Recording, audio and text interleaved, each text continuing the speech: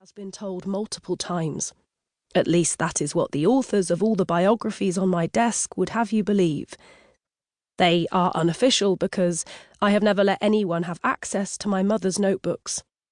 And my father and I have never given interviews, except in those terrible hours immediately after the event. Every so-called biography of Rachel is cobbled together from the internet, and all of them contain information ranging from the downright false to the wildest conspiracy theories. For years, I did my best to ignore the existence of the notebooks. They were in a box which was first stored in an attic, then beneath the stairs, then under a bed. I didn't want to read them, and I didn't want anyone else to read them either. Sometimes I would even hope that I might be burgled and the box stolen. Wasn't there already enough obsession with my mother without publishing her notebooks? But I've come to realise that the demand will not go away. The community has made sure of that. It has been widely reported that my father disagrees with my decision to allow publication of my mother's notebooks, and I want to take this opportunity to state that this is not correct. The decision was a difficult one, and we both have mixed feelings about it. My father is apprehensive about the consequences of making my mother's words public. However, on balance, we both believe that publication is essential in light of what the community has become. The day Rachel stopped speaking, she turned away from our family and towards the publicity that she and her community courted.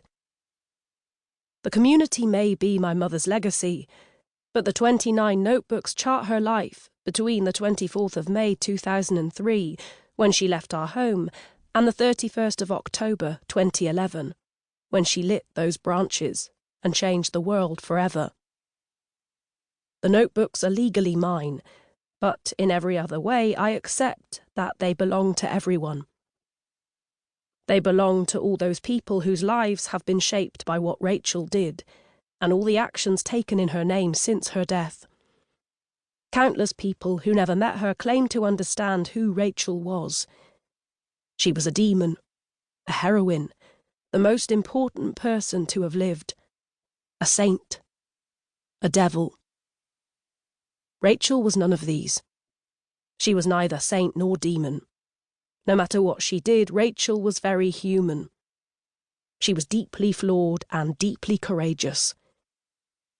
She was a bad person and a good one.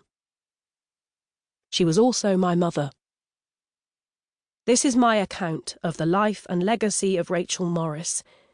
It is intended to be a companion piece to her notebooks, an explanation, insofar as I am able to provide one, of what it was like to be the daughter of the woman who changed the world. It is an attempt to explain why Rachel did what she did, how she convinced all those other women to do what they did, and how their collective actions changed the course of history. Scientists and political commentators believe my mother's actions averted catastrophes on a global scale. But in doing so, she set in motion countless other tragedies, many of which are still taking place as I write. The community today is a malignant and rapacious organisation, entirely unrecognisable from my mother's original silence project. In endeavouring to provide a truthful version of Rachel's story, I have written very little about events that I wasn't personally present at, such as what she did in the years I was at university. For people who wish to cross-refer, I have included page references where I've quoted from the notebooks.